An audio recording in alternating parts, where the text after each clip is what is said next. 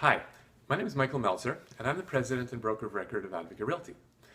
A lot of people, when they first approach me, tell me that they think that buying a new house is going to be a stressful experience, and I can't tell them that it's going to be a stress-free experience because it's not. There's always a little bit of stress involved in the unknown, but there are ways to make it more fun and exciting, and that's what I try to do. And one of the ways to do that is to try to be as organized as possible at the beginning and to have a strategy in place. And the first thing we usually talk about is financing. And I always suggest to them that they speak to their lender, being a bank or a mortgage broker, to find out how much they can afford before we go start looking at homes. The second question we talk about, assuming that they already own a home in Toronto, is whether they should buy or sell first. There are a lot of different factors that come into play in making that decision, but I'm finding these days that a lot of people are deciding to buy first. And the biggest risk to buying first is this.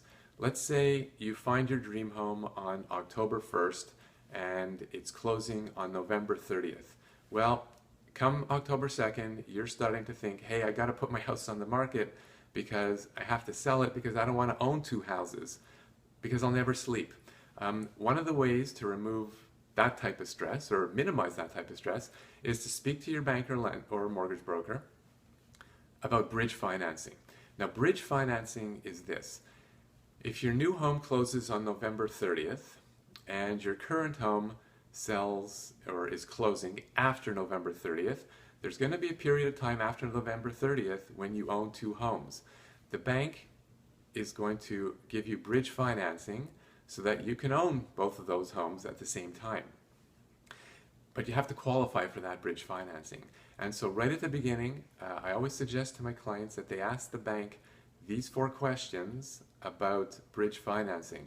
The first question is, do we qualify for bridge financing? The second question is, up to what amount? The third question is, do we have to have a firm offer on our current home before November 30th to qualify for the bridge financing? And the fourth question is, how long will you give us the bridge financing for? If you have the answers to those 4 questions in advance, you'll have a little bit of peace of mind when you buy your new home. And it's not only a question of whether your new home closes before your old home.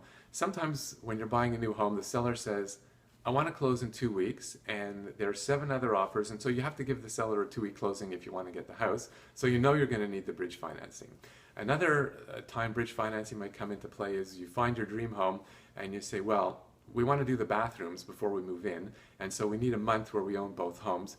You're going to need bridge financing there too. So it's always good to have these details looked after in advance so that when it comes time to putting in your offer on your new home, you're going to have less worry about whether your current home is going to sell, and everything should work out better.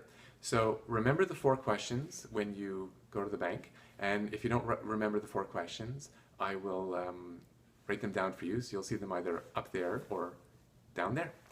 Thanks for watching, and please remember, if you know anybody who's looking for an honest agent who really knows his stuff and who doesn't pressure his clients, please don't keep me secret.